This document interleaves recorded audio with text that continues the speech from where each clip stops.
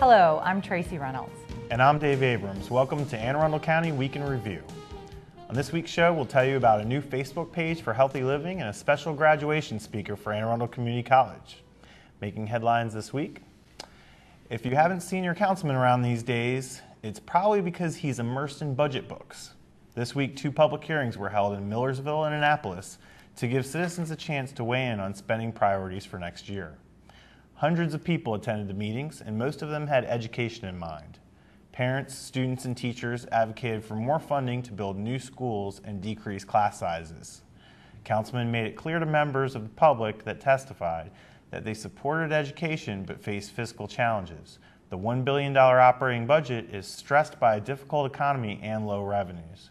County Executive Leopold said of the budget, "Education received a larger increase than any other area of our annual budget despite fiscal challenges. My recommendations call for no furloughs or layoffs of teachers so that classroom instruction is uninterrupted." The council must pass a balanced budget by June 1. If you have been online lately, you probably already know about all of the Facebook pages the county has. Well, this week we have a new page for the health department. To find the page, go to www.facebook.com/AA Health. The page is new, so it needs friends. Please stop by and click like to get regular updates from the health department on all kinds of issues from flu shots to bed bugs to quitting smoking. County Executive Leopold said of the new page, "Social media is a new way for us to communicate with citizens and provide services in a more efficient way." You can view a list of all of our Facebook pages by going to www.aacounty.org and clicking on the blue Facebook icon at the bottom of the page. Well, in this week's Hot Topics, the Anne Arundel County Fire Department responded to 1,381 calls for service. This included 1,097 emergency medical calls and 95 fire calls. This week, 4 people were critically injured in 2 different accidents throughout the county. With me now to tell us more about these incidents is Division Chief Michael Cox of the Anne Arundel County Fire Department. Chief. Thanks, Dave. The first incident occurred just before 2 p.m. on Tuesday, May 10th, 2011. At this time, Anne Arundel County firefighters responded to a reported motor vehicle collision near number 20 Gambrels Road. The first unit to arrive on the scene reported a single vehicle rollover accident. In this case, it appears that the vehicle rolled over and struck a tree, trapping the driver in the vehicle. In all, it took firefighters working at the scene about 10 minutes to extricate the trapped occupant utilizing specialized hydraulic rescue tools. There were a total of 3 patients. The first patient and driver was a female estimated to be in her early to mid-20s. She suffered life-threatening injuries and was transported Priority 1 to the R. Adams Cowley Shock Trauma Center at the University of Maryland in Baltimore via State Police helicopter. The second and third patients were children ages 1 and 2. They suffered minor injuries and were transported to the Baltimore-Washington Medical Center in Glen Burnie via ground ambulance. In a second incident, a portion of Fort Smallwood Road near Compass Point Golf Course was closed on Wednesday, May 11, 2011. This incident occurred around 2:30 p.m. when Anne Arundel County firefighters and paramedics responded to a reported motor vehicle collision. The first arriving unit reported a 2-car accident with entrapment.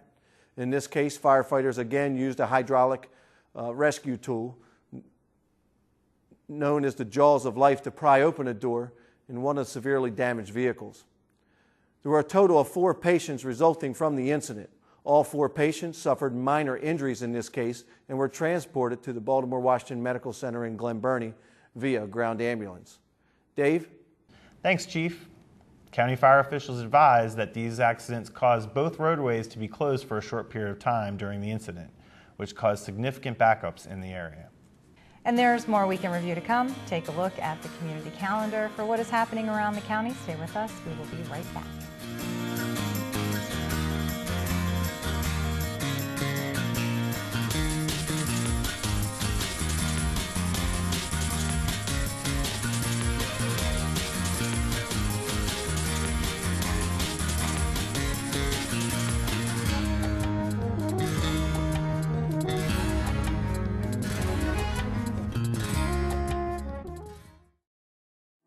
County Executive John Leopold wants to remind all residents that an animal should never be left unattended in a vehicle during the hot summer months. Even on a mild day with the windows cracked, the temperature inside will rise quickly, causing imminent harm or death to pets. If an animal control officer sees an animal left unattended in a vehicle, a criminal citation will be written, and the owner of the vehicle must appear in court and face a potential fine of $500 and 30 days in jail. Don't put your animal in harm's way, even on a mild day. Don't leave any pets unattended in vehicles. Welcome back. Every year we have a housing expo put on by Anne Arundel County Community Development Services, and we have some special guests to talk about the event, which is coming up in just a couple of days. Kathy Koch, the Executive Director of Anne Arundel Community Development Services, Inc., and Catherine Ortiz, who is a new homeowner. And Catherine, I understand there's a pretty interesting story about you and how you got involved in these programs. You didn't even have to more or less go to the Housing Expo, but tell us about that. Tell us the story of how you became a homeowner. Okay. And congratulations, by the way. Thank you very much. We purchased our house in October. We first heard about the program because my husband was going to be working the event, getting the chairs together and tables and such. And I asked him about it, and he told me that the county was going to be there, and that they had some interesting programs for people who wish to own a home. And I went, and we spoke to several people there, and we decided that we would try to go through the program. We had a recent bankruptcy about 5 years prior, so our hopes were not that high, but we got our credit back in order, and we were pre-approved to get into the program. We went to the classes, found a great realtor, which is a very important thing, to find the right realtor who's going to serve you, because And that's I understand what they're you all weren't even about. looking for a house. I mean, you weren't even We thinking. weren't. I never thought we'd be able to own one, and now we have a beautiful 4-bedroom home. Look out the back off our deck. We have a beaver, a resident beaver there, and just a million different types of birds, and we're so enjoying it. And it was all because we were able to get into one of these programs. And the program actually, the classes that they require that you go to, and I know it's pretty extensive. You have to go to the classes, you can't miss the classes, but they also not only help you get your credit in order and back in order, but they do talk to you about finding a good realtor and kind of really give you mortgage education that I think a lot of people just don't get. You know, a lot of citizens don't get, even if they don't have any other problems and they can afford a home. It's really valuable education. Well, you've got to figure a house is probably the largest purchase you're going to make in your entire life. And so many people do it without knowing the ins and outs of the whole process. And it's a pretty complicated process. It so is. what we say is, you know, education is the best tool. And so, and also knowing what programs are available. I think that they didn't know that they would be eligible for a state mortgage program, which enabled them to get into their house. And had they not lucked into talking with one of our counselors, they wouldn't know this. So coming to the Housing Expo is something we really, really encourage, because it's an atmosphere where you can come in and just talk informally with our housing counselors, see realtors, see some of the mortgage companies, and just start to gain information and take that tiny little baby step toward maybe purchasing a home. And just like Catherine, there may be people out there that think they're not ready or they're not in a position to buy, and coming to the Housing Expo, they may be surprised. They may be surprised, exactly. And the other thing that with the Housing Expo, with the whole foreclosure issue that's out there, we really, really encourage people to come. If you think that you're struggling with your mortgage, or you may be struggling with your mortgage in the future, or there's something you want to change about it and you don't know how to go about it, the earlier you get in to talk to us, the better off you're going to be. And again, when people are in those situations, they sometimes are embarrassed by it. It's hard to talk about. So again, come into a safe environment and come and talk to our counselors and see what they can do. Before it's too late. And come before you even start struggling, because then we can really help you. You're right. Is there anything in particular someone should bring to prepare for this, or they just kind of show up themselves? What do you recommend for people who are thinking about attending the event? Do they need to bring any information with them? Well, they really don't. But a lot of people, you kind of know what your annual income is. You should also, You probably know a little bit about what your credit looks like, but don't worry too much because our counselors will help you take a look. We can help you get at your credit report and take a look at your credit and see what you may. What the counselors do is they help you see what a bank's going to see when they look at your credit and how do you need to improve it, is it okay, and what can you do about it. So just kind of be aware of what your situation is, and if you've been thinking about it for a while, you probably have thought up some questions. And so it's a good, just come on and ask those questions. And the expo isn't, that you also have other vendors there, is that right? Yes. Do you have banks there? Do you have realtors? Mortgage banks, mortgage companies, realtors, other nonprofits that offer different types of programs to help people get in their homes and stay in their homes. And also the state of Maryland, CDA will be there, and also hopefully information from FHA, from the federal government also. Wonderful. And Catherine, what were some things that the counselors helped you do in preparing for purchasing your house?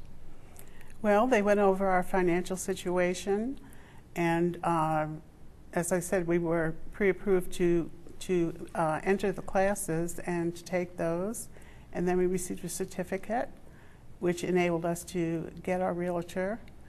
And also, I'm disabled, and I was able to go through a disability program where all I needed was $500 to get into the house. Wow. That's wonderful. And the interest rate is around 3.7%. Wow.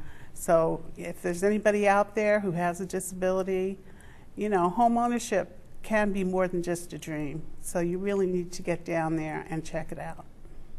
Well, great. And she would not have known about, they wouldn't have known about the CDA program, the state program for people with disabilities, had they not come and us helped them through the process. So.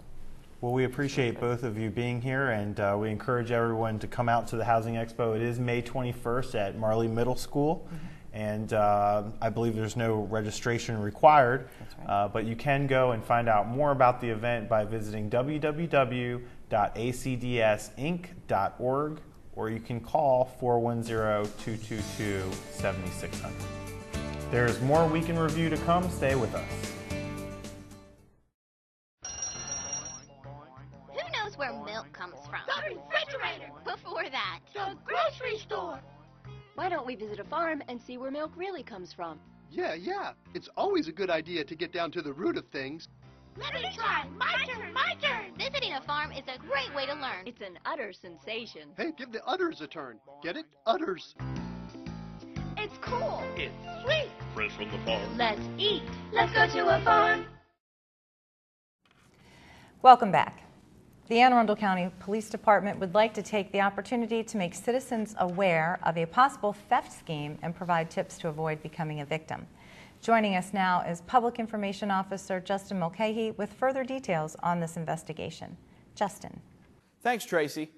Within the past month, the Anne Arundel County Police Department's Southern District has been made aware of 2 incidents involving an individual who targets the elderly. He goes door to door unsolicited to offer to perform driveway paving.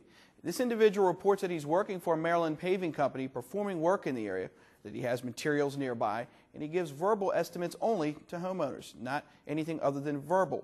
In one incident on April 20th at a residence in Annapolis, the suspect never provided the 75-year-old male victim with a written estimate. He returned with a crew to finish the driveway and demanded a higher amount of payment than originally discussed. In a second similar incident on April 27th in Lothian, the same suspect made contact with the 79-year-old male homeowner, discussed a possible estimate, and then left for a period of time. That suspect returned with 8 other individuals and began paving the driveway without permission. The suspect then charged the victim a much larger fee than previously discussed, as in the other incident. Now, through the investigation, detectives have spoken to additional residents describing similar circumstances where they refused to allow the suspect to perform work because he would not provide a written estimate, which is the right thing to do.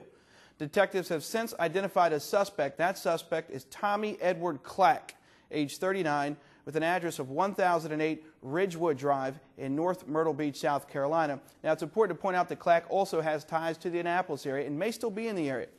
After consultation with the state's attorney's office, there are currently 3 open arrest warrants charging Clack with theft, operating without a home improvements business license, along with making false statements to a law enforcement officer.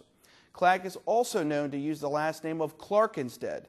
and is also known to operate a 2010 red Chevrolet Silverado pickup truck that bears North Carolina plates. The vehicle may at times display a magnetic sign that says Maryland Asphalt Paving Company. Clack may also be accompanied by a second red pickup truck, and as a reminder, he may also be going by the last name of Clark. Anyone with information on this suspect or with any inquiries about the scam is asked to contact Detective Mark Oddie of the Southern District Detectives at 410-222-1960. And the public is encouraged to follow the following guidelines when considering hiring anyone for a home improvement project or when encountering problems with the service. First and foremost, get at least 3 estimates from at least 3 different contractors. Check and verify all references supplied by that contractor. It's important to shop around. Also doesn't hurt to research. Verify that the contractor is licensed in the state of Maryland and or locally. And you can do so by contacting your local Chamber of Commerce or visit the Maryland Department of Labor Licensing and Regulation for confirmation. Also remember, know the difference between proposals, which are estimated costs, and contracts, which are specified costs. Be sure the contract describes the services to be performed, lists the materials to be used, and includes a starting and expected completion date. Also ask for a written guarantee or guarantee with your contract. Be cautious of companies that require advance payments or cash only. You can also contact the Better Business Bureau to file any complaints for any non-delivery of services or check with them ahead of time to see if there were prior complaints filed. Also, to file a consumer complaint, you can contact the Maryland Attorney General Consumer Protection Division for the non-delivery of services. And remember, folks, as a general rule of thumb, if it seems too good to be true, guess what? It probably is. Now, as always, if you have any information on anything that we mentioned on the show, don't hesitate to call, email, or text your tip to Metro Crime Stoppers hotline. That number is available 24 hours a day, toll-free at 1-866-7-LOCKUP.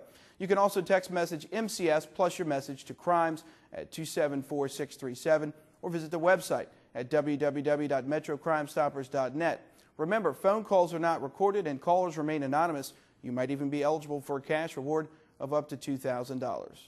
Back to you, Tracy. Thank you, Justin. In this week's Community Spotlight, Mark Chang tells us about an organization that collects furniture and food for the needy. Mark.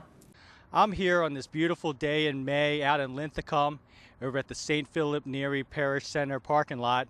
And with me today I have Leo Zahusin, who is the founder of Hope for All, nonprofit organizations helping families throughout Anne Arundel County with furniture and also clothing needs. And also I have Leslie Pruitt, who is a Director of External Relations for Opportunity Builders, Inc. in Millersville, and also Miss Megan Gibbs, who is on the steering committee for the Young Entrepreneur Professional Group in Anne Arundel County that's hosting a fundraiser to help support Hope for All. And she's also a program director over at Opportunity Builders, Inc. First of all, I'd like to start with Leslie. Leslie, can you tell us about how you're partnering for Hope for All?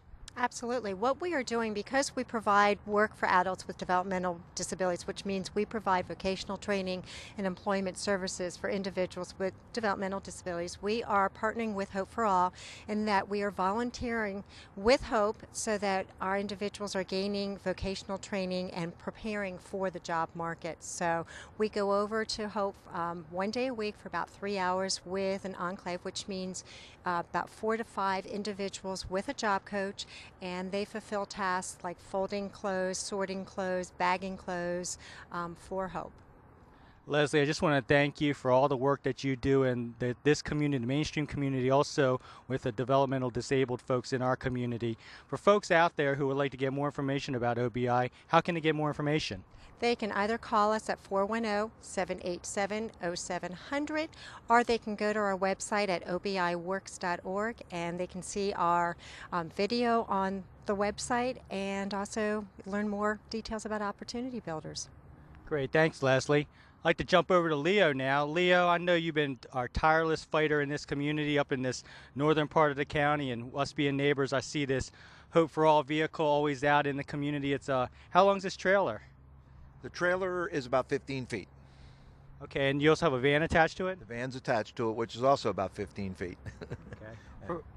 And we fill it with furniture that we can take to families and children within our county who are struggling during these difficult times. And also we use it to help the school system by delivering clothing and needed items, school supplies for children who are also at a disadvantage with the current economic conditions. Leo, for folks out there who want to get involved and be able to help Hope for All, how can they help out? Well, we're always looking for good, young, strong bodies to do the lifting and carrying, because we have to pick up the furniture, then deliver it. So we're always looking for these volunteers during the week or on weekends. We have ladies that work over at the warehouse sorting. We always can use people to come over and help sort. We're always looking for donations of yard sale items that have a decent value to them. That's one of the main ways that we currently raise our funds, especially with the current price of gasoline going up and stuff like that. They can call us at 410-859-1297, or they can visit our website, www.hope4all.us. Great, thanks Leo, and thanks for all the work you do out here, and we enjoy seeing you out in the community and serving these families. As you mentioned, in this current economic condition that we're going through, as we continue to recover, it's great to have partners like this organization out there fighting for the people out there and fighting for the families out there. Well, thank you. I'd like to go over now to Miss Megan Gibbs. How are you doing, Megan? Very well. How are you? Great. I know, Megan, that you're involved in a lot of different things in the community, and outside of your being a program director at OBI, you're also part of the steering committee over at the Young Entrepreneurs and Professionals Group for Anne Arundel County. How are you all teaming up with Hope for All in helping them out?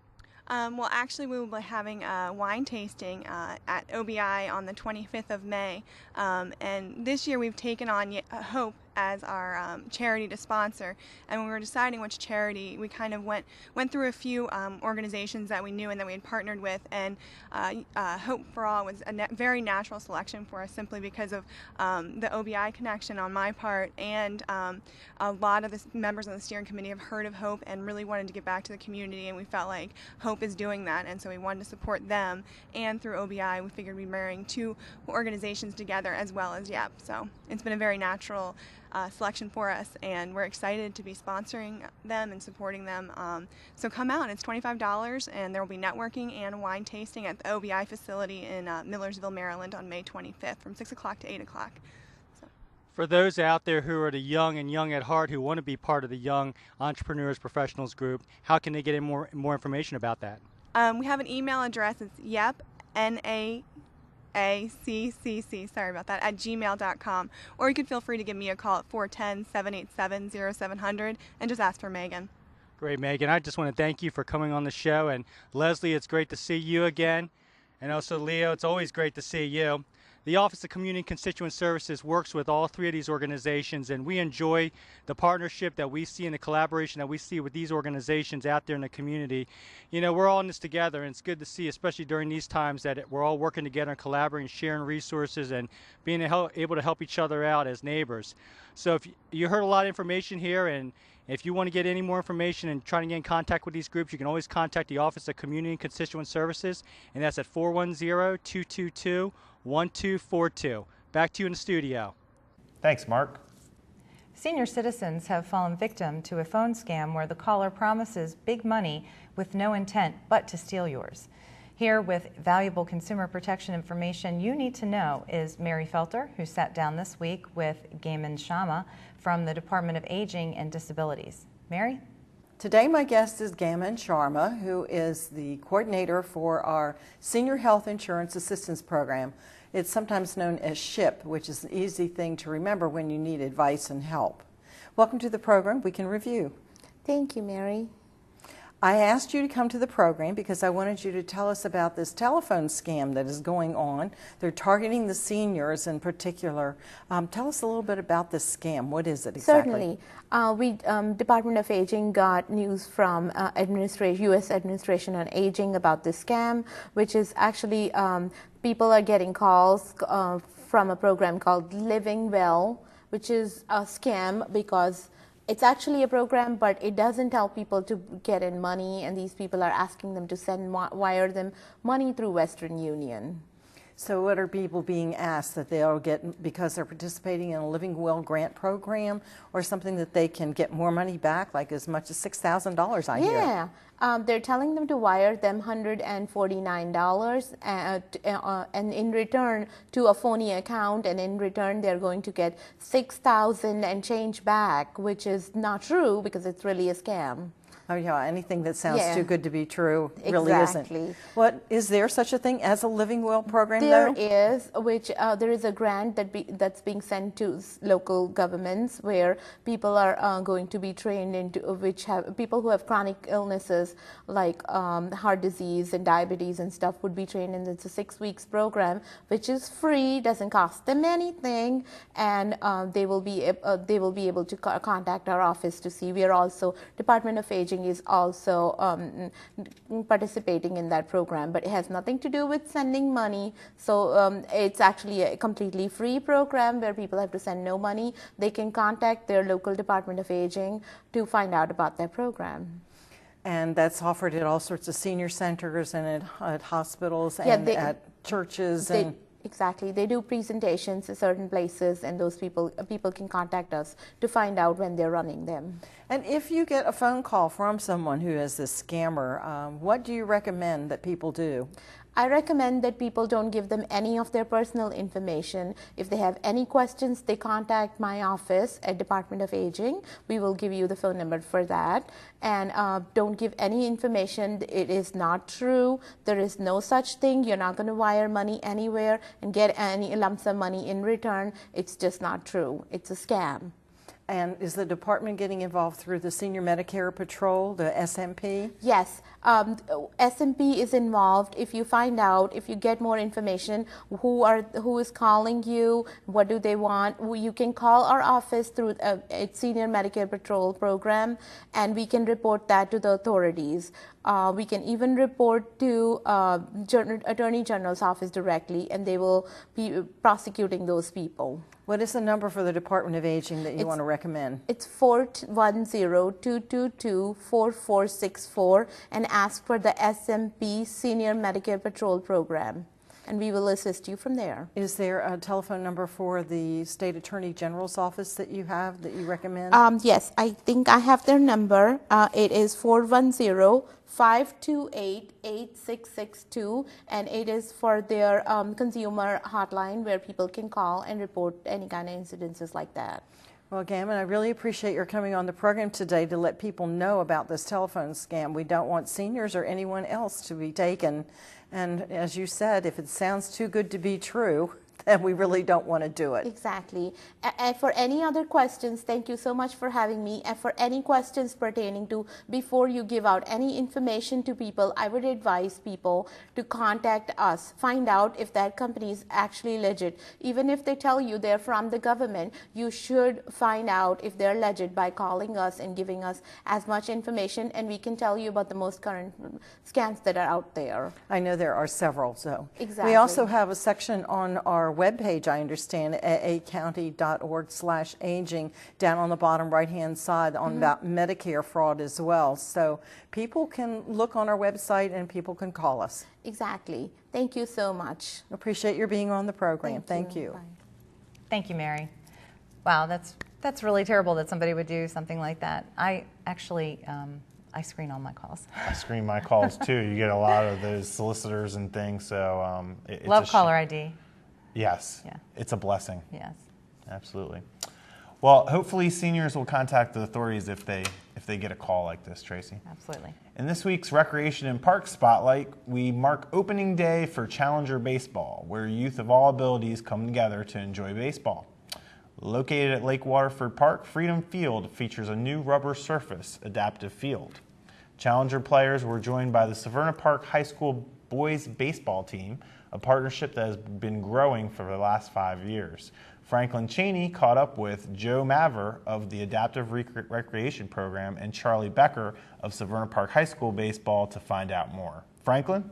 I'm here opening day for our Challenger baseball program, and with me this week on the show, to my right, is Charlie Becker, president of the Severna Park Green Hornets and assistant baseball coach here at Severna Park High School. Charlie, welcome to the show. Thank you. It's great to be here. What a great day for these kids and everybody involved. It's actually a great day for the high school players.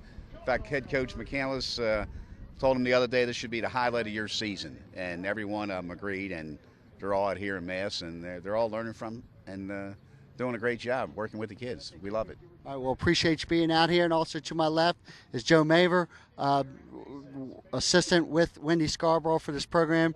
Joe, first of all, I want to ask you first, welcome to the show. Thanks for having me. I really appreciate being on TV for the first time. Now, you are kind of coordinate this program for Wendy.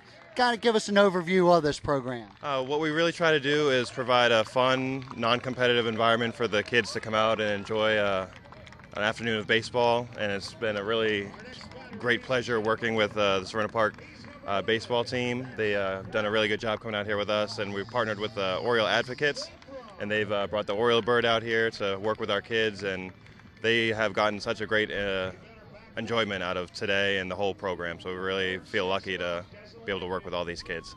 Now, you talk about some of the where you practice once or twice a week, have games on Saturday. Tell us what you try to do when working with these children. Yeah, we practice on Tuesday nights, and then we have game days on Saturday mornings here at Lake Waterford Park.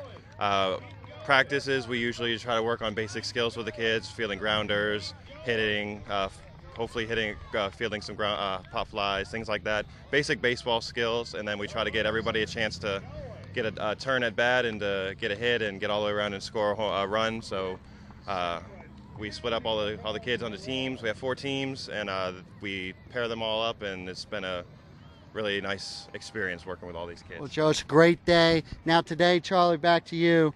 The Severna Park baseball team comes out. You're involved with them as an assistant coach, as well as you're involved with the youth organizations, the Green Hornets, and it's kind of built a partnership. This is, I believe, the 6th or 7th year you guys have done this. What is it? You talked earlier about what it means to your players, but what does it mean to you as a person? Well, it means a lot to me as a person. In fact, I have a younger sister that's mentally and physically handicapped, and I understand what these parents go through, and how hard it is to put together something like this. So anybody that sees this has to get a lot of enjoyment and wants to be involved. You just want to be involved and do it. It's just an unbelievable experience. It really is. And if you want to get more involved, call Recreation and Parks at 410-222-7300 and check with Wendy Scarborough. Again, 410-222-7300. Guys, appreciate all you do. Thank you, Joe, for your work. Charlie, thank you for your work. Great day here today, here at Lake Waterford Park, Freedom Field. Back to you in the studio. That sounds like a lot of fun for Challenger players and the Severna Park High team. I'm sure we'll see a lot more fun being had all summer long, and we've just gotten started. Finally, we have a lot of graduations starting this month, including the Naval Academy and Anne Arundel Community College. This week, the college announced that Maryland State Superintendent of Schools, Nancy Grasmick, will speak at its commencement ceremonies. Grasmick is the longest-serving appointed schools chief in the country and Maryland's first female superintendent. The college's commencement ceremony will be held at 7 p.m. on May 26th on the athletic practice field at the college's Arundel campus. For more information, call 410-777-2222. Well, I bet our viewers are wondering, who are these people? Who are these strange people? Well, I'm filling in for Eric. Well, I was supposed to be filling in for Eric, and I was going to be here with Carla. Right. Eric was out. I don't know where Carla is. Well, is she coming back? She's coming back. Unfortunately, Carla had a death in her family, and she was called away. She's in Florida for the funeral. So she will be back next week, as will Eric. And our thoughts are with her and her family. Yes. All the best wishes for them. And, we talked about all the commencements coming up next week. It's always interesting to see all the different people who are speaking, and you kind of wonder, how the students feel about that particular speaker. I mean, some schools go all out and they get a famous celebrity or something. Really big names. And we were talking off camera that we couldn't remember who our speakers were at our graduations. I can't at all. I don't think it was a big name. Wow, it must not have been if I can't remember. but if I remember correctly back then, you know, there's so much going through your mind that it's almost, you know, it doesn't matter who the person is or what they're saying. You're just such a relief. So caught up in the whole event. Yeah, that and you it's can't such a relief. And you know, my daughter today just took her last final for the semester, and she has been stressing out so much. And you know, I keep telling her it only gets worse. It only gets worse. So, but I'm happy for her. She called me. She did well. I think she aced her biology and her psychology, and I think she did pretty well in her math. So. Well, I don't know about you, but I'm glad that I don't have to look forward to another commencement ever again. Yeah.